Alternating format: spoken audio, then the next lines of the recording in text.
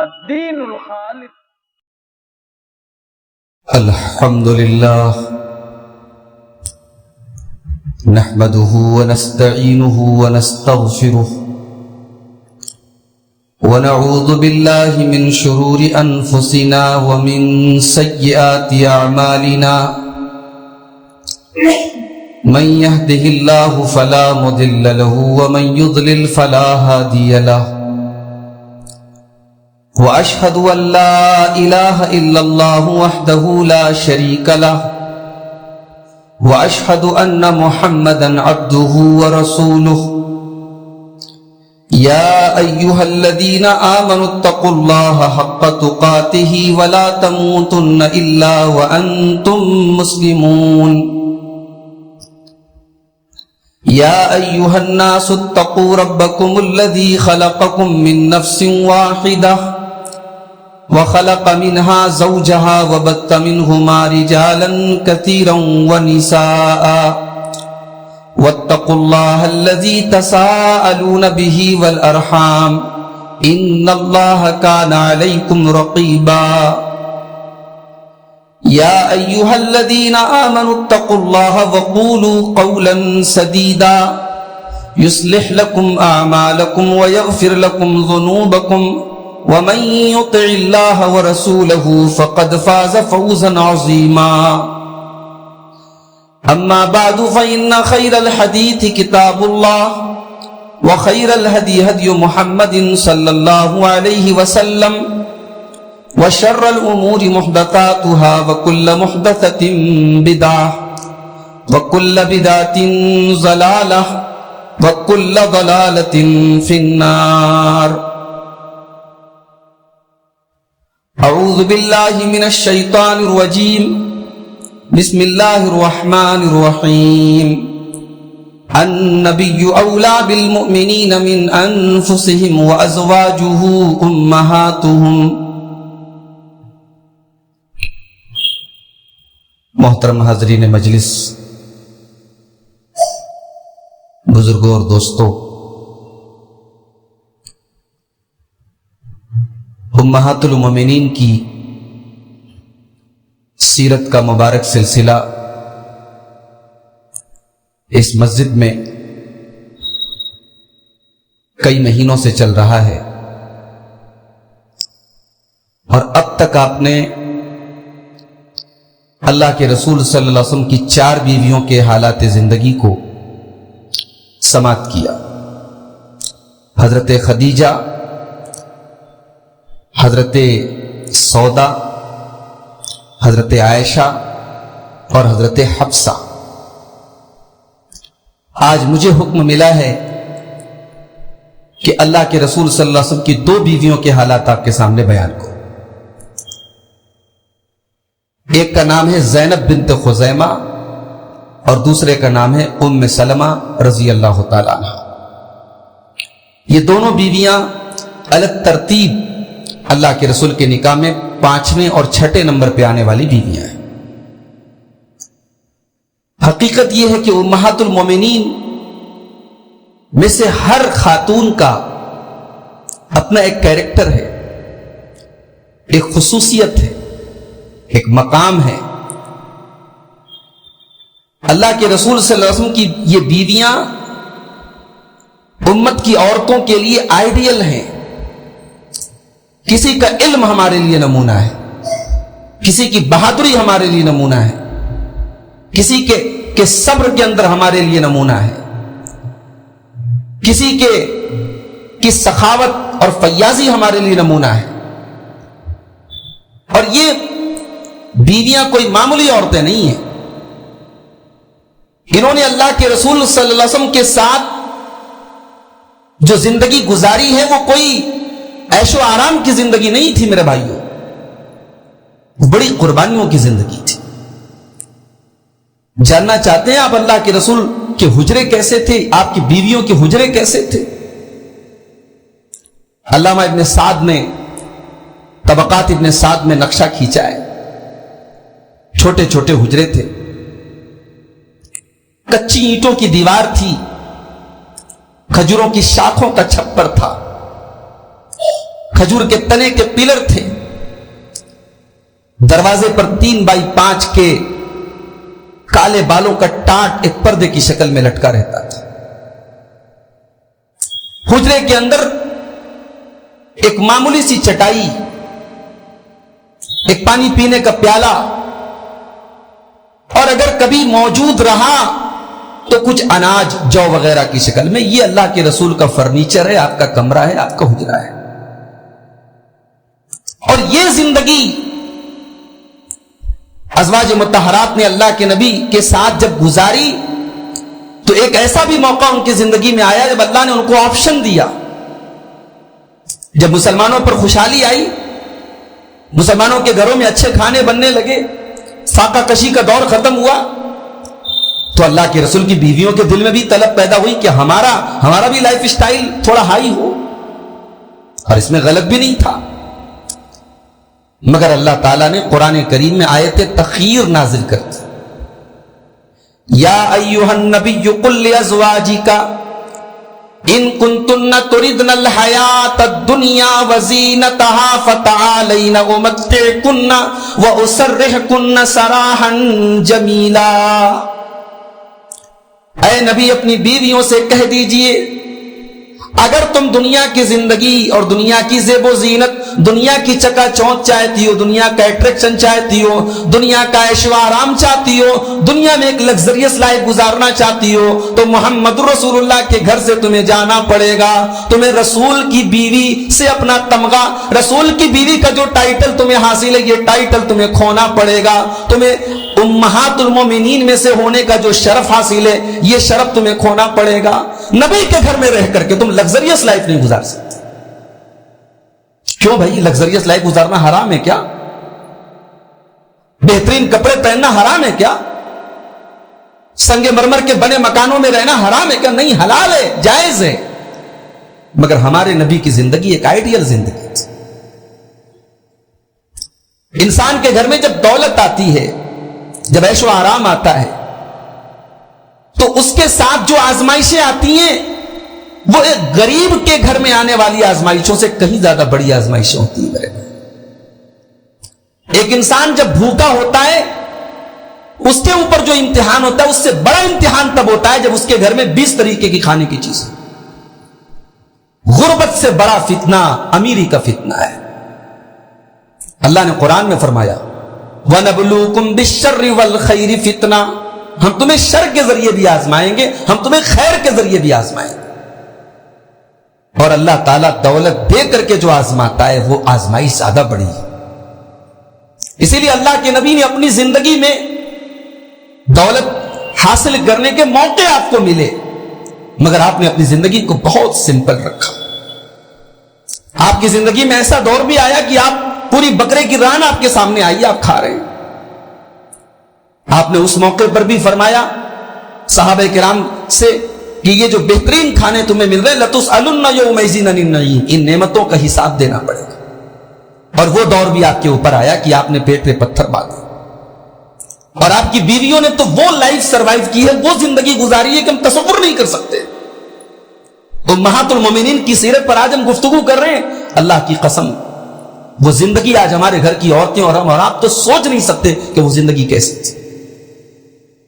اما عائشہ فرماتی ہیں 2 مہینے گزر جایا کرتے تھے، 2 مہینے گزر جایا کرتے تھے اور محمد رسول اللہ کے گھر میں چولہا نہیں جلتا تھا، آگ نہیں جلتی تھی، کھانا نہیں بنتا تھا۔ اما عائشہ کے بھانجے نے پوچھا حضرت عروہ نے، اے اما عائشہ جب 2 مہینے آپ کے گھر میں چولہا نہیں جلتا تھا تو خوراک کیا ہوتی تھی، غذا کیا ہوتی تھی؟ فرمایا التمر والماء، کھجور کھا لیا کرتے تھے، پانی پی لیا کرتے تھے۔ یہ لائف سٹائل تھی رسول اکرم کی بیوی کی۔ ہم ان کے حالات آپ کے سامنے بیان کرنے جائیں تو بہرحال آج ہم 2 بیویوں کے حالات آپ کے سامنے بیان کریں۔ پہلا نام ہے حضرت زینب بنت خزیمہ کا۔ یہ اللہ کے رسول کی وہ بیوی ہیں جن کے حالات زندگی ہمیں بہت کم ملتے۔ یہ اللہ کے رسول کے نکاح میں ٹوٹل 8 مہینے رہیں، بس 8 مہینے کے بعد اللہ کے رسول کی یہ بیوی اس دنیا سے کوچ کر گئی۔ 30 سال کی عمر میں نبی نے ان سے نکاح کیوں کیا؟ یہ حضرت عبیدہ بن حارث بن عبد المطلب کی بیوی تھی۔ عبیدہ بن حارث کون تھے؟ اللہ کے رسول کے چچا زاد بھائی تھے، کزن بردر تھے۔ اور آپ کو یاد ہوگا، شاید آپ نے سنا ہو، پڑھا ہو، کہ بدر کی لڑائی میں جب انڈیویژول جنگ شروع ہوئی، پہلے وہاں اجتماعی جنگ کے پہلے انڈیویژول انفرادی جنگ شروع ہوتی تھی، تو مشرکین کی طرف سے 3 لوگ باہر نکلے، عتبہ ابن ربیعہ، شیبہ ابن ربیعہ اور عتبہ کا بیٹا ولید ابن عتبہ۔ یہ 3 جو دھاکڑ تھے، مشرکین کے جنگجو تھے، کمانڈر تھے، وہ باہر نکلے۔ ادھر مسلمانوں کی طرف سے 3 انصاری صحابہ آگے بڑھے، تو ان تینوں مشرکین نے کہا بھائی تم سے کوئی بیر نہیں ہے، کوئی دشمنی نہیں ہے، لیکن تم ہمارے برابر کے نہیں ہو، نرید اکفاء لنا، ہمیں تو اپنے جوڑ کے لوگ چاہیے، تم ہمارے جوڑ کے نہیں ہو، ہم سے مقابلہ کروانا نا ہمارے خاندان کے لوگوں کو بھیجو۔ اللہ کے نبی نے فرمایا قم یا حمزہ، قم یا علی، قم یا عبیدہ ابن الحارث، کہا اے علی تم اٹھو، اے حمزہ تم اٹھو، اور اے عبیدہ ابن حارث تم اٹھو۔ اب یہ 3 ادھر مشرکین، یہ 3 ادھر مسلمان، تینوں نے اپنے اپنے مقابل کے اوپر حملہ کیا۔ حضرت علی نے پہلے ہی حملے میں کام تمام کر دیا، حضرت حمزہ نے پہلے ہی حملے میں کام تمام کر دیا، لیکن حضرت عبیدہ ابن حارث کے مقابلے میں جو ان کا مقابل تھا عتبہ ابن ربیعہ، اس نے ان کے اوپر وار کیا، انہوں نے اس کے اوپر وار کیا، اس نے بہت زوردار حملہ کیا حضرت عبیدہ کے پیر کے اوپر، اور اس کے پہلے کی پھر وہ دوبارہ حملہ کرتا، حضرت علی اور حضرت حمزہ نے عتبہ کو ختم کر دیا، لیکن حضرت عبیدہ کو جو چوٹ آئی تو پھر وہاں سے وہ زخمی ہو کر کے میدان جنگ سے باہر چلے گئے۔ اللہ کے رسول صلی اللہ علیہ وسلم نے اپنے ہاتھوں پر حضرت عبیدہ کو اٹھایا، میدان جنگ کے باہر لے گئے، ان کی مرہم پٹی کی گئی، لیکن 14 یا 15 دن کے بعد حضرت عبیدہ انتقال کر گئے۔ انتقال کے پہلے حضرت عبیدہ اللہ کے رسول کے قدموں میں تھے اور آنکھوں سے آنسو جاری تھے، اور کہہ رہے تھے اے اللہ کے نبی اس حال میں اگر میں اللہ کے یہاں چلا جاؤں گا تو کیا مجھے جنت ملے گی؟ کہا کہ ہاں یقیناً ملے گی۔ کہا اے اللہ کے نبی کیا اللہ مجھ سے راضی ہوگا؟ کہا ہاں اللہ آپ سے راضی ہوگا، اور اس امید کے ساتھ حضرت عبیدہ اس دنیا سے چلے گئے۔ اللہ کے نبی نے ان کے انتقال کے بعد آسمان کی طرف نظر اٹھائی اور کہا اللہم انی راض عنہ فرض عنہ، اے اللہ میں عبیدہ سے راضی ہوں، تو بھی اس سے راضی ہوں۔ ان کی بیوہ تھی حضرت زینب بنت خزیمہ۔ حضرت زینب بنت خزیمہ قریش قبیلے کی نہیں تھی، یہ بنو ہلال قبیلے کی تھی۔ اللہ کے نبی کی بیویوں میں یہ پہلی بیوی ہے جو غیر قریشی تھی۔ اس کے پہلے حضرت خدیجہ بھی قریش سے تھی، حضرت سودا بھی قریش سے تھی، حضرت عائشہ بھی قریشی ہیں، اور حضرت حفصہ بھی قریشی، سارے بیویاں قریش سے ہیں۔ یہ غیر قریشی تھی، لیکن اللہ کے رسول کی خاندان کی بیوہ تھی۔ بیوہ عورتوں کی ہمارے سماج میں بڑی درگت بنتی ہے میرے بھائی۔ ہم سمجھتے ہیں کہ بیوہ کی دستگیری اور بیوہ کی مدد کا مطلب یہ ہے کہ ہم بیوہ کے گھر میں اناج پہنچا دیں، بیوہ کے بچوں کا کسی اسکول میں ایڈمیشن کرا دیں۔ یہ اسلام کی نظر میں بیوہ کی مدد نہیں ہے۔ بیوہ کی مدد یہ ہے کہ بیوہ کا نکاح کیا جائے۔ رسول اکرم صلی اللہ علیہ وسلم نے عدت گزرنے کے بعد نکاح کا پیغام بھیجا۔ ایک عورت جو اسلام کی پہلی جنگ میں اپنے شوہر کو کھو چکی ہے، اللہ کے نبی صلی اللہ علیہ وسلم اس عورت کو دلاسا دینے کے لیے اس کے گھر میں اناج کا کٹ نہیں بھیجا، اس کے گھر میں پیسے نہیں بھیجے، اس کو نکاح کا پیغام بھیجا کہ اس مدینہ میں سب سے معزز انسان، مسلمانوں کے امام جناب محمد رسول اللہ صلی اللہ علیہ وسلم آپ سے نکاح کرنا چاہتے ہیں۔ انہوں نے اس رشتے کو قبول کیا، اللہ کے نبی کے نکاح میں آئے، اور 8 ہی مہینے وہ اللہ کے رسول کے نکاح میں رہی، اور اس کے بعد ان کا ربیع الاخر سن 4 ہجری میں ان کا انتقال ہوا۔ حضرت زینب بنت خزیمہ کے حالات میں ہمیں صرف ایک بات ملتی ہے، اور وہ بات اپنے آپ میں بہت بڑی بات ہے، کہ اسلام کے پہلے کے دور میں، دور جاہلیت جس کو ہم بولتے ہیں، جس دور میں بہت ساری برائیاں سماج میں پائی جاتی تھی، اس دور میں حضرت زینب بنت خزیمہ ام المساکین ان کا لقب تھا۔ ام المساکین کا مطلب غریبوں کی ماں۔ ان کے دروازے پر کوئی غریب آ جائے، کوئی مسکین آ جائے، وہ واپس نہیں لوٹ سکتا۔ اتنی فیاض تھی، اتنی سخاوت کرنے والی تھی، اتنی مدد کرنے والی تھی، غریبوں کی اتنی مسیحا تھی۔ آج ہماری زندگیوں میں، آج ہمارے گھروں میں ہم سنتے تھے، ہمارے اکابرین، ہمارے اسلاف کی عورتوں کے بارے میں سنتے تھے، بہت ساری عورتوں کے حالات ہم نے پڑھے کہ وہ بڑی فیاض تھیں، مسجد میں ضرورت پڑی انہوں نے اپنی کانوں کی بالیاں اتار کے دے دی، اپنے گلے کا ہار اتار کے دے دیا۔ آج ایسی عورتیں کہاں ملتی ہیں؟ ایسا تو نہیں کہ پہلے کے مقابلے میں دولت کم ہو گئی، لائف سٹائل کمزور ہو گیا، الحمدللہ پہلے سے زیادہ خوشحالی ہے ہمارے سماج میں، مگر وہ دل اب نہیں رہا۔ ہمارے مکان بڑے ہو گئے، ہماری کوٹھیاں بڑی ہو گئی، ہمارا بزنس لمبا چوڑا ہو گیا، ہمارے دل سکڑ کے چھوٹے ہو گئے، ہماری عورتوں کے دل چھوٹے ہو گئے۔ اب یہ اس طریقے کی عورتیں کہاں محلے میں ملیں گی جن کے بارے میں کہا جائے کہ ہاں وہ ام المساکین ہے، وہ غریبوں کی ماں ہے، ان کے گھر پہ کوئی غریب جائے تو وہ واپس نہیں آ سکتا۔ اسی بنارس میں ہماری جماعت کے ایسے علماء ہیں، مولانا ابو القاسم صاحب بنارسی رحمۃ اللہ علیہ، ہماری جماعت کا بہت بڑا نام ہے۔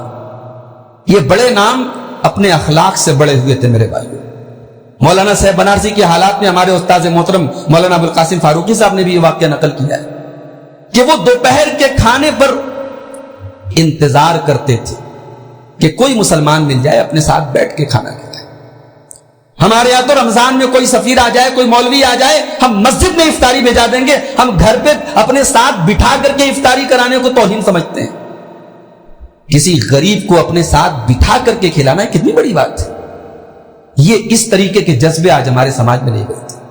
حضرت زینب بنت خزیمہ کی سیرت ہمیں یہ بتاتی ہے کہ وہ اس دور میں ام المساکین تھی جب اسلام کا کوئی نام نہیں جانتا تھا، قرآن اترا نہیں تھا، اللہ کے نبی کی رسالت کا اعلان نہیں ہوا تھا۔ دور جاہلیت میں یہ ام المساکین تھی۔ جس دور میں برائیاں عام ہو اس دور میں بہترین کیریکٹر کو قائم رکھنا یہ کمال کی بات ہے۔ یہ چیز حضرت زینب بنت خزیمہ کے اندر تھی۔ آگے بڑھتے ہیں، دوسرا جو نام ہمارے سامنے ہے حضرت ام سلمہ رضی اللہ تعالیٰ عنہ۔ یہ کس خاندان کی تھی؟ یہ قبیلہ قریش کا بہت مشہور خاندان تھا، بنو مخزوم۔ یہ بنو مخزوم کون سا خاندان ہے؟ ابو جہل کا خاندان ہے، خالد بن ولید کا خاندان ہے۔ حضرت ام سلمہ خالد بن ولید کی اور ابو جہل کی چچا زاد بہن تھی۔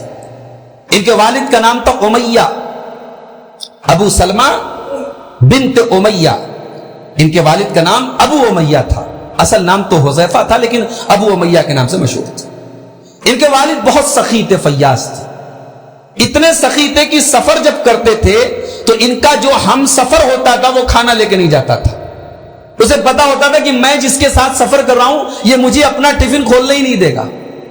یہ اپنے ہم سفر کو ہمیشہ جو ساتھ میں سفر کرتا تھا اس کو اپنا کھانا کھلاتے تھے، اس لیے ان کا نام پڑ گیا زاد الراکب۔ زاد الراکب میس مسافر کا زاد راہ، مسافر کا توشہ۔ سفر اگر کوئی ان کے ساتھ کرتا تھا تو اس کو اپنا توشہ نکالنا نہیں پڑتا تھا، اس کو یہ اپنا توشہ کھلاتے تھے۔ اتنے بڑے سخی اور فیاض باپ کی بیٹی تھی حضرت ام سلمہ رضی اللہ تعالی عنہا۔ ان کی پہلی شادی ہوئی حضرت ابو سلمہ سے۔ یہ ابو سلمہ کون تھے؟ ان کا اصل نام تھا عبداللہ بن عبد الاسد۔ یہ اللہ کے رسول کی پھوپھی برہ بنت عبد المطلب کے بیٹے تھے، اللہ کے رسول کے پھوپھی زاد بھائی تھے حضرت ابو سلمہ۔ اور جب مسلمانوں نے حبشہ کی طرف ہجرت کی تو ہجرت کے دوسرے سفر میں یہ جوڑا بھی جا رہا تھا، حضرت ام سلمہ اور ابو سلمہ، یہ جوڑا بھی جا رہا تھا، اور وہیں حبشہ ہی میں ان سے ایک بچہ پیدا ہوا جس کا نام سلمہ تھا، اور جن کے نام پر ان کو ام سلمہ اور ابو سلمہ کہا جاتا تھا۔ بعد میں یہ لوگ مکہ واپس آ گئے۔ جب مدینہ ہجرت کر کے جانے لگے، ہائے ہائے وہ واقعہ تو آنکھوں میں آنسو لانے والا واقعہ ہے۔ وہ تو انسان کی روح کانپ جائے، وہ واقعہ ایسا ہے۔ حضرت ام سلمہ رضی اللہ تعالیٰ عنہ اپنے شوہر کے ساتھ اور اپنے بچے کے ساتھ ہجرت کے سفر پہ جا رہے، اونٹ کے اوپر ام سلمہ سوار ہیں، ان کا بچہ سوار ہے، اونٹ کی نکیل ابو سلمہ تھامے ہوئے ہیں۔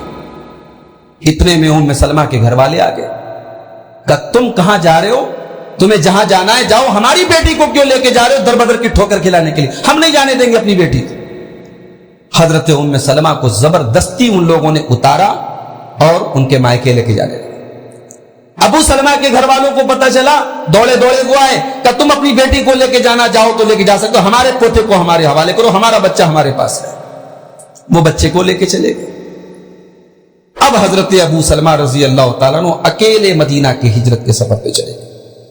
اب سچویشن یہ ہے کہ ابو سلمہ مدینے میں ہیں، ام سلمہ اپنے مائکے میں ہیں، اور بچہ اپنے دادی حال میں اپنے گھر میں۔ یہ پوری فیملی بکھر چکی ہے۔ حضرت ام سلمہ رضی اللہ تعالیٰ عنہ فرماتی ہیں میں روزانہ اس مقام پر آیا کرتی تھی جس مقام پر میرا بچہ مجھ سے چھینا گیا تھا، جس مقام پر میرے شوہر کو مجھ سے جدا کیا گیا تھا۔ میں روزانہ شام کو وہاں آتی تھی اور زار و قطار میں رویا کرتی تھی، میری آنکھوں کے آنسو تھمتے نہیں تھے، میں روزانہ کا میرا یہ معمول تھا۔ 1 سال کا عرصہ ایسے ہی گزر گیا۔ 1 سال تک ایک ماں کو اس کے بچے سے محروم رکھا گیا، ایک شوہر کو اس کی بیوی سے محروم رکھا گیا، اور ان کا جرم کیا تھا؟ وہ اسلام قبول کر چکے تھے، مسلمان تھے۔ 1 سال کے بعد حضرت ام سلمہ کے خاندان کے ایک آدمی کا گزر ہوا۔ دیکھا یہ عورت بیچاری بیٹھ کے رو رہی ہے، اس نے آ کے اس کے خاندان والوں سے کہا تم کتنے بڑے ظالم ہو، کتنے بے مروت ہو، اس عورت بیچاری کو اس کے بچے سے کیوں محروم کر کے رکھا ہے، اس کے شوہر کے پاس کیوں نہیں جانے دیتے؟ تو ان لوگوں کو احساس ہوا، انہوں نے کہا ٹھیک ہے اگر تم جانا چاہتی ہو شوہر کے پاس جا سکتے۔ جب شوہر کے پاس جانے کا انہوں نے ارادہ کیا تو ابو سلمہ کے گھر والوں کو پتہ لگا، انہوں نے بچہ بھی لا کر کے ان کے حوالے کر دیا۔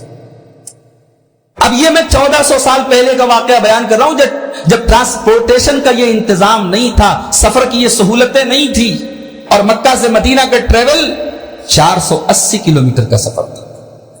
ام سلمہ رضی اللہ تعالیٰ عنہ نے ایک اونٹ لیا اور اکیلے اس سفر پہ نکل پڑی۔ اللہ کیسی ہمت تھی!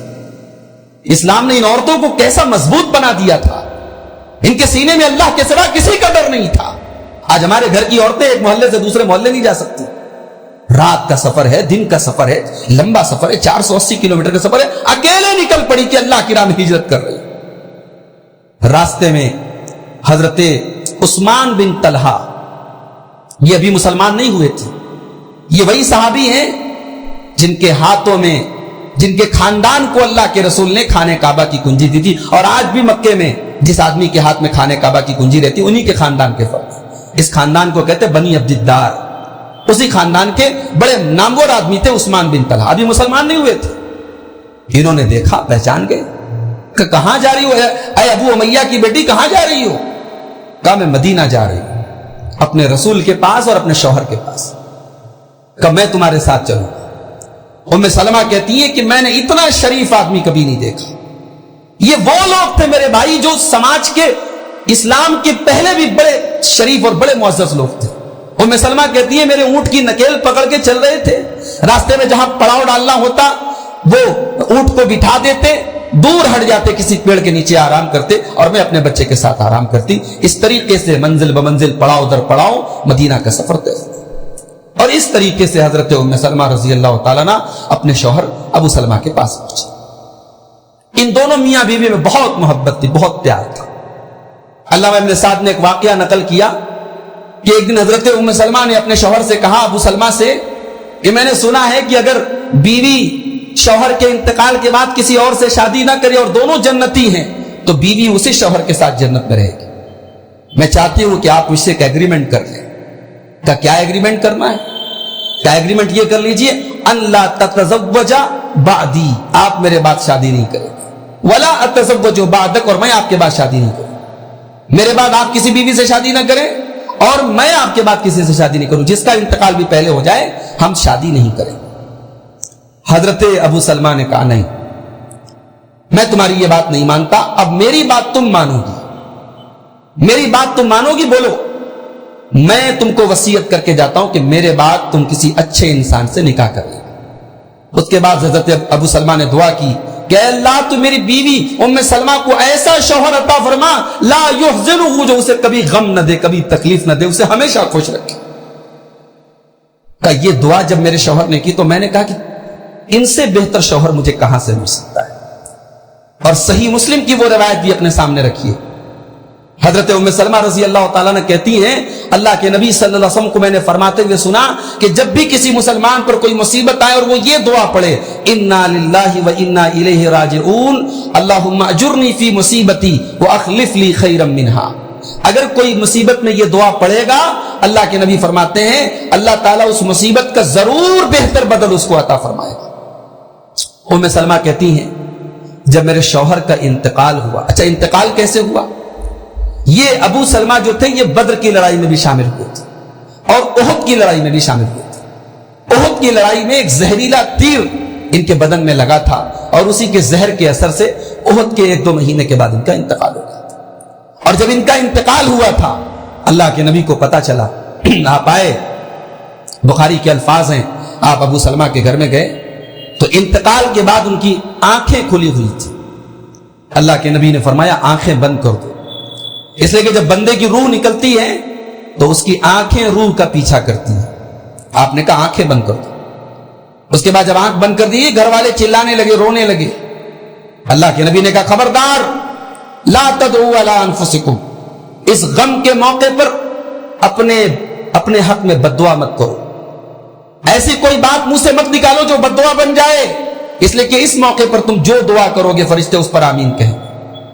اس کے بعد آپ نے کہا اللہم اغفر لأبی سلمہ، اے اللہ تو ابو سلمہ کو بخش دے، وارفع درجتہ فی المہدیین، ان کے درجات کو تو بلند کر دے، واخلف فی عقبہ فی الغابرین، اور ان کے بعد ان کو بہتر جانشین عطا فرما، اور فرمایا کہ وفسع لہ فی قبرہ، اے اللہ تو ابو سلمہ کی قبر کو کشادہ کر دے، ونور لہ فیہ، ان کی قبر کو روشن کر دے۔ یہ دعا کی اللہ کے رسول نے ابو سلمہ، اتنی بڑی دعا، اتنی بہترین دعا اللہ کے رسول صلی اللہ علیہ وسلم بہت کم کسی کے لیے کرتے تھے۔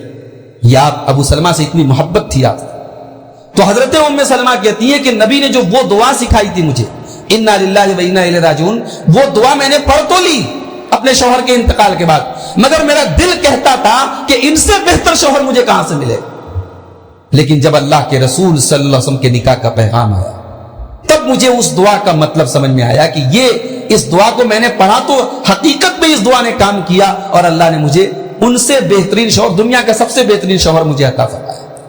مگر یہ شادی اتنی آسانی سے نہیں ہوئی۔ نکاح کا پیغام آیا تو حضرت ام سلمہ نے کہا میری 2 شرطیں ہیں۔ پہلی شرط یہ ہے میں بہت غیرت مند ہوں، آپ کی اور بھی بیویاں ہیں، آپ کے نکاح میں آلریڈی 3 بیویاں ہیں، حضرت سودا ہیں، حضرت عائشہ، حضرت حفصہ ہیں، میں 4تھی بیوی آپ کی بننے والی ہوں، میرے اندر غیرت بہت ہے، تو میں کیسے ایڈجسٹ کیسے کروں؟ بھائی سوکن سے غیرت ہوتی ہے، ایک آپس میں یہ جو رشتہ ہوتا ہے سوکن کا بڑا خطرناک رشتہ ہوتا ہے۔ تو حضرت ام سلمہ نے کہا میں بہت غیرت والی ہوں، میں سوکن کو برداشت نہیں کر پاؤں، اور دوسرا مسئلہ میرے ساتھ یہ کہ میری بیٹی ہے، میں آپ کے ساتھ شادی کروں اور میری بیٹی کی زندگی برباد ہو جائے یہ مجھے گوارا نہیں۔ اللہ کے نبی نے فرمایا جہاں تک تمہاری غیرت کی بات ہے میں اللہ سے دعا کروں گا اللہ تمہاری غیرت کو دور کر دے گا۔ اور حقیقت میں اللہ کے نبی صلی اللہ علیہ وسلم کے گھر میں ایک وہ دور تھا، آپ کی وفات کے وقت تو 9 بیویاں تھیں، لیکن ان 9 بیویوں کا ساتھ میں رہنا اور جو ایک عورت کی فطرت ہوتی ہے سوکن کی جو غیرت ہوتی ہے اس غیرت سے بہت حد تک اپنے آپ کو بچا لینا یہ بہت بڑا انعام تھا ان عورتوں کے اوپر۔ یعنی آپ اس کا اندازہ اس سے لگائیے کہ حضرت عائشہ کہتی ہیں جب حضرت عائشہ کے اوپر جھوٹا الزام لگایا منافقین نے تو کہتی ہیں کہ اللہ کے رسول کی تمام بیویوں میں اگر میری ٹکر کی کوئی تھی خوبصورتی کے معاملے میں اور علم و فہم کے معاملے میں وہ حضرت زینب بنت جہش تھی، مگر جب اللہ کے نبی نے حضرت زینب بنت جہش سے پوچھا تھا کہ تم کیا کہتی ہو عائشہ کے بارے میں، عائشہ کے اوپر ایسی تہمت لگائی جا رہی ہے، تو حضرت زینب نے کہا تھا احمی بصری و سمعی، میں اپنے کان کو اور اپنی آنکھوں کو میں محفوظ رکھتی ہوں، میں تو ان کے بارے میں صرف بھلائی کی بات جانتی ہوں، میں ان کے بارے میں کوئی غلط بات نہیں جانتی۔ یعنی ہمارے یہاں اگر ایسا کچھ مسئلہ ہو جائے تو ایک سوتن دوسری سوتن کے مسئلے کو بگاڑنے کے لیے ایڑی چوٹی کا زور لگا دے گی، مگر وہ کیسے دل تھے اور کیسے سینے تھے اور وہاں کتنی صفائی تھی کہ حضرت زینب نے اس موقع پر بڑی نپی تلی بات کہی اور کہا کہ میں عائشہ کے بارے میں کوئی غلط بات نہیں جانتی۔ تو اللہ کے نبی نے کہا کہ ام سلمہ تمہاری غیرت کو اللہ دور کر دے، اور جہاں تک تمہاری بیٹی ہے تمہاری بیٹی میری بیٹی ہے، میں اس کی تربیت کروں گا، اس کے بارے میں تم کو کوئی شکایت کا موقع نہیں۔ چنانچہ شوال سن 4 ہجری میں یہ نکاح ہوتا ہے. اور حضرت ام سلمہ رضی اللہ تعالیٰ عنہ اسی کمرے میں، جو کمرہ حضرت زینب بنت خزیمہ کا تھا اور ان کی وفات کے بعد اب وہ کمرہ خالی تھا، اسی کمرے میں رخصت ہو کر کے آئیں اور 400 درہم پر یہ نکاح ہوا. مہر میں 400 درہم تھے. اللہ کے نبی کی زیادہ تر بیویوں کے مہر میں یہی 400 درہم کی رقم تھی. اور شادی کے دن، پہلے دن حضرت ام سلمہ نے کھانا پکایا اللہ کے رسول کے. کھانا پکانے میں ماہر تھی. پہلے دن انہوں نے کھانا پکا کے رسول اکرم صلی اللہ علیہ وسلم کی خدمت میں پیش کیا. حضرت ام سلمہ اللہ کے رسول سے بہت محبت کرتی تھی. اللہ کے رسول جب مرض الموت میں تھے، اپنی آخری بیماری میں تھے، اور آپ کی خواہش کے مطابق آپ کو اماں عائشہ کے کمرے میں لے کے ٹرانسفر کر دیا گیا تھا، وہیں آپ رہتے تھے، تو تمام بیویاں آپ کی حال چال لینے کے لیے آتی تھیں. حضرت ام سلمہ ایک مرتبہ آئیں، اللہ کے رسول کی تکلیف کو دیکھی تو رونے لگی. اپنے شوہر کی تکلیف کو دیکھی تو رونے لگی، چلانے لگی، چیخنے لگی. اللہ کے نبی نے اشارہ کیا کہ صبر سے کام.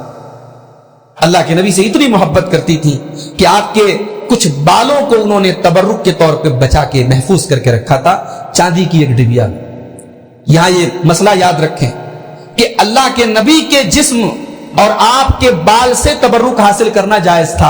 اب دنیا میں کسی اور کو یہ مقام حاصل نہیں ہے، کسی بڑے سے بڑے عالم کو، کسی بڑے سے بڑے نیک آدمی کو، کہ اس کے بال سے یا اس کے جسم سے تبرک حاصل کیا جائے. یہ چیز اللہ کے رسول کے ساتھ خاص تھی. اور دوسری بات یہ کہ آج دنیا میں بہت سارے مقامات پر اللہ کے رسول کے بال کے نام سے، اللہ کے رسول کے جوتے کے نام سے جو چیزیں منسوب کی جا رہی ہیں، ان کی کوئی آتھینٹسٹی نہیں ہے، ان کے مستند ہونے کی کوئی گارنٹی نہیں ہے، لہذا ان سے تبرک حاصل نہیں کیا جائے گا. حضرت ام سلمہ کے پاس اللہ کے رسول کے بال تھے، ان کو انہوں نے چاندی کی ڈبیا میں محفوظ کر کے رکھا تھا. اور بخاری کی روایت ہے کہ جب کسی کو نظر لگتی تھی تو حضرت ام سلمہ رضی اللہ تعالیٰ ان بالوں کو بھیجتی تھی، اور وہ بال پانی میں ڈالے جاتے تھے اور پھر اس کو نکال لیا جاتا، اور وہ پانی مریض پیتا تھا تو اللہ تعالیٰ اس کو شفا دے دیتا تھا. یہ اللہ کے رسول کا ایک معجزہ تھا اور آپ کے بال کا ایک تبرک تھا جو کہ ثابت ہے، بخاری کی روایت سے ثابت ہے. تو اس سے یہ اندازہ لگائیے کہ حضرت ام سلمہ اللہ کے رسول سے کتنی محبت کرتی تھی. اپنے والد کی طرف بہت فیاض بھی تھی، بہت اللہ کی راہ میں دیتی تھی. حضرت عمر کے دور میں جب تمام ازواج مطہرات کو 12,000 درہم ان کو سالانہ دیا جاتا تھا، حضرت ام سلمہ وہ رقم زیادہ تر اللہ کی راہ میں خرچ کر دیتی تھی. اور حضرت ام سلمہ کے اندر ایک خاص بات یہ بھی تھی کہ وہ اپنی ذمہ داریوں اور اپنے حقوق کو سمجھتی تھی. ایک مرتبہ ایسا ہوا کہ اللہ کے رسول اپنی بیویوں سے ناراض ہو گئے. بڑا مشہور واقعہ ہے سیرت کا. اللہ کے رسول اپنی بیویوں سے ناراض ہو گئے. اس موقع پر حضرت عمر رضی اللہ تعالیٰ عنہ نے آ کر کے، اللہ کے رسول صلی اللہ علیہ وسلم کی تمام بیویاں تھیں، ان کو حضرت عمر نے ڈانٹا. بھئی ان میں حضرت عمر کی بیٹی بھی تھی. حضرت عمر نے کہا کہ تم لوگ باز آ جاؤ اللہ کے رسول کو تکلیف دینے سے، ورنہ اللہ کے رسول کو اللہ تعالیٰ تم سے بہتر بیوی عطا فرمائے گا. جب حضرت عمر نے اپنے مخصوص انداز میں اور غصے میں اور روب اور دبدبے کے عالم میں یہ بات کہی تو ساری بیویاں تو چپ ہو گئی، مگر حضرت ام سلمہ کھڑی ہو گئی. کہا ہے عمر، ہمیں سمجھانے اور ہمیں ہمارے اللہ کے رسول کے اوپر ہمارا کیا حق ہے یہ بتانے کے لیے بھی اللہ کے رسول زندہ ہیں، ہمیں تمہاری تقریر کی کوئی ضرورت نہیں. کتنی بڑی بات تھی. حضرت عمر سے بڑے بڑے لوگ کانپا کرتے تھے. حضرت ام سلمہ رضی اللہ تعالیٰ عنہ اپنی ذمہ داریوں اور اپنے دائرے کو بہت اچھی طریقے سے جانتی تھی. انہوں نے حضرت عمر سے کھڑے ہو کر کے کہا کہ خبردار تم ہمیں سمجھانے کی کوشش مت کرو، ہمیں سمجھانے کے لیے ہمارے رسول موجود ہیں، وہ ہمیں سمجھا لیں. اس سے یہ اندازہ ہوتا ہے کہ حضرت ام سلمہ رضی اللہ تعالیٰ عنہ کے اندر دینی شعور تھا. ایسا نہیں کہ کوئی بھی بات سن لیں اور مان لیں، دین کا شعور رکھتی تھی. اور آگے بڑھیے، حدیبیہ کا موقع یاد کیجیے. اللہ کے رسول کی سیرت کا یہ وہ واقعہ ہے کہ جب صلح حدیبیہ ہوئی تو صحابہ کرام میں ناراضگی تھی، غصہ تھا. اللہ کے رسول صلی اللہ علیہ وسلم نے صحابہ کرام سے کہا اپنے اپنے اونٹوں کی قربانی کر لو، اپنے اپنے بالوں کو مڑوا لو. کوئی صحابی تیار نہیں ہوا. اس موقع پر اس سفر میں اللہ کے رسول کے ساتھ حضرت ام سلمہ بھی گئی ہوئی تھی. جب اللہ کے رسول اپنے حجرے میں آئے تو حضرت ام سلمہ نے دیکھا اللہ کے رسول بڑے غمگین ہیں. پوچھا کیا بات ہے اللہ کے رسول، آپ کا چہرہ اترا ہوا ہے، کیا بات ہے، کیوں آپ پریشان کیوں ہیں؟ تب پہلا موقع ایسا ہے کہ میرے صحابہ میری بات نہیں مان رہے. میں نے ان سے کہا جاؤ اپنے اونٹوں کی قربانی کر دو، اپنے بالوں کو مڑا لو، کوئی تیار نہیں ہو رہا ہے. سب کے دل غم و غصے سے بھرے ہوئے. اب یہ ظاہر ہے کہ یہ کوئی گھر کا میٹر نہیں تھا، یہ کوئی ایسا میٹر نہیں تھا جس میں حضرت ام سلمہ سے مشورہ کیا جائے، مگر اللہ کے نبی نے اپنا یہ میٹر حضرت ام سلمہ کے سامنے رکھا، اور حضرت ام سلمہ نے جو سجیشن دیا، جو مشورہ دیا، وہ بہترین مشورہ تھا۔ کہا اے اللہ کے نبی، آپ ایک کام کیجئے، آپ باہر نکلیے اور آپ اپنے اونٹ کی قربانی کیجئے، اور آپ نائی کو بلا کر کے اپنے بالوں کو مڑا دیجئے، بس آپ کے صحابہ سب آپ کے بعد آپ کی سنت پر عمل کریں گے، آپ کو کسی سے کچھ کہنے کی ضرورت ہی نہیں۔ یہ بڑا بہترین مشورہ تھا۔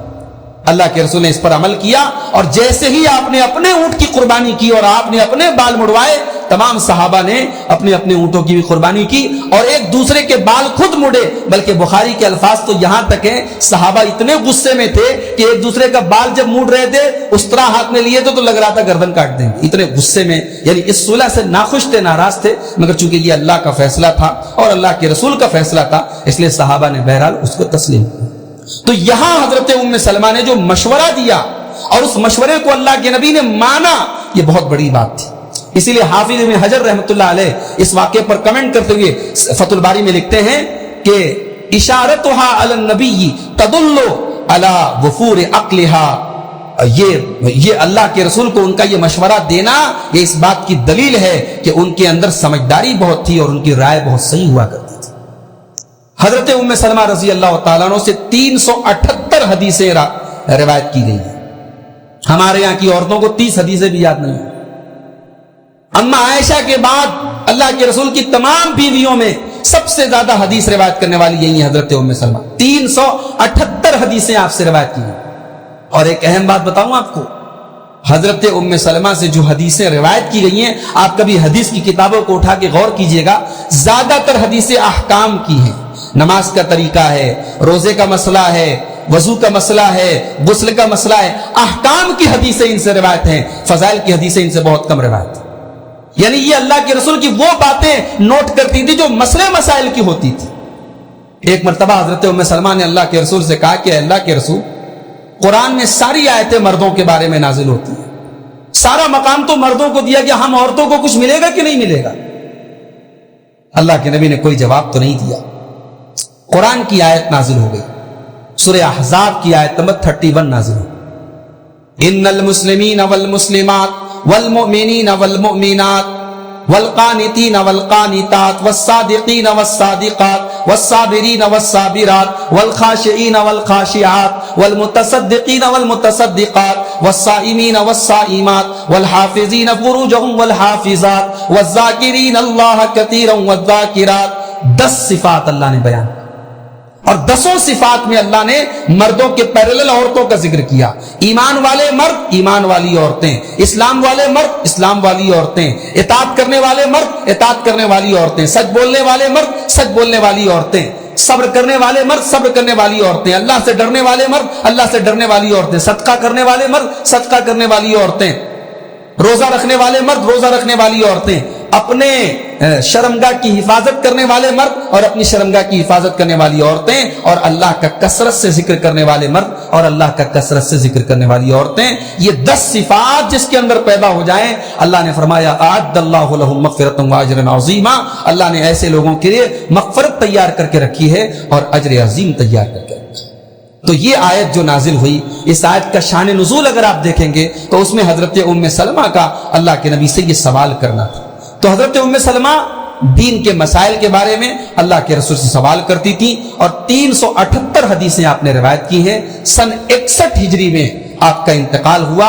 حضرت ابو ہریرہ رضی اللہ تعالیٰ عنہ نے آپ کی جنازے کی نماز پڑھائی، اور بقی کے قبرستان میں اللہ کے رسول کی دوسری بیویوں کے ساتھ آپ کو بھی دفن کیا گیا، وہیں پر آپ مدفون ہیں۔ تو یہ حضرت ام سلمہ رضی اللہ تعالیٰ عنہ ہیں۔ ان کی زندگی میں ہماری خواتین کے لیے ایک بہت بڑا سبق تو یہ ہے کہ ایمان کی راہ میں اگر ضرورت پڑے اپنے جسم کی قربانی دینے کی، ضرورت پڑے اپنے مال کی قربانی دینے کی، ضرورت پڑے اپنے وقت کی قربانی دینے کے لیے، تو صرف مردوں کا کام نہیں ہے قربانی دینا، عورتوں کا بھی کام ہے۔ اگر ضرورت پڑے تو قربانی دینے کے لیے تیار ہے۔ اور دوسرا سبق یہ ملا کہ ایک مومن کے اندر، ایک مسلمان کے اندر اللہ اور اس کے رسول کی محبت ہونی چاہیے۔ حضرت ام سلمہ رضی اللہ تعالیٰ عنہ اللہ کے رسول سے محبت کرتی تھی، اس لیے بھی کہ وہ آپ کے شوہر تھے، اور اس لیے بھی کہ وہ اللہ کے رسول تھے۔ تو محبت رسول کیا ہے، یہ ام سلمہ سے ہم کو سیکھنا چاہیے۔ اور ایک سبق یہ بھی ملا کہ اللہ نے اگر ہم کو مال دیا ہے تو فیاضی اور سخاوت کا جذبہ اپنے اندر پیدا کریں، دل کو کشادہ کریں، دل کو بڑا کریں، اللہ کی راہ میں خرچ کریں، اور ایسی ہمارے گھر کی عورتیں بن جائیں کہ ام المساکین جیسا لقب حضرت زینب بنت خزیمہ کو ملا ہے، اس طریقے کا کیریکٹر اور مزاج ہمارے گھر کی عورتوں کا پیدا ہو جائے۔ تو یہ چند اہم باتیں تھی حضرت ام سلمہ کی اور حضرت زینب بنت خزیمہ کی سیرت کے تعلق سے۔ اللہ سے دعا ہے رب العالمین ہمیں ان ہستیوں کو اور ان معزز خواتین کو، ہماری ان ماؤں کو اللہ تعالی ہمیں ہماری خواتین کو اپنا آئیڈیل بنانے کی توفیق عطا فرمائے۔ ان کے اندر جو خوبیاں تھی اللہ ہماری عورتوں کو انہیں اپنانے کی توفیق عطا فرمائے۔ ہم میں سے جو لوگ شادی شدہ ہیں انہیں اپنی بیویوں کے لیے ایک بہترین شوہر بننے کی توفیق عطا فرمائے، اور جو بیویاں ہیں انہیں اپنے شوہر کے لیے بہترین بیوی بننے کی توفیق عطا فرمائے۔ رب العالمین ہمارے سماج میں جو بے راہ روی ہے، جو اخلاقی زوال ہے، اللہ تعالیٰ اس سے ہم سب کی حفاظت فرمائے۔ اللہ ہمارے ملک کی حفاظت فرمائے، امن چین اور سکون عطا فرمائے۔ جو بیمار ہیں ان کو شفاء کامل عاجل عطا فرمائے، جو روزگار سے پریشان ہیں اللہ ان کے کاروبار میں برکت نصیب فرمائے۔ اللہ جب تک دنیا میں زندہ رکھے اسلام پر زندہ رکھے، اور خاتمہ ہم سب کا ایمان پر ہو، آمین۔ وآخر دعوانا ان الحمد للہ رب العالمین، والسلام علیکم ورحمۃ اللہ۔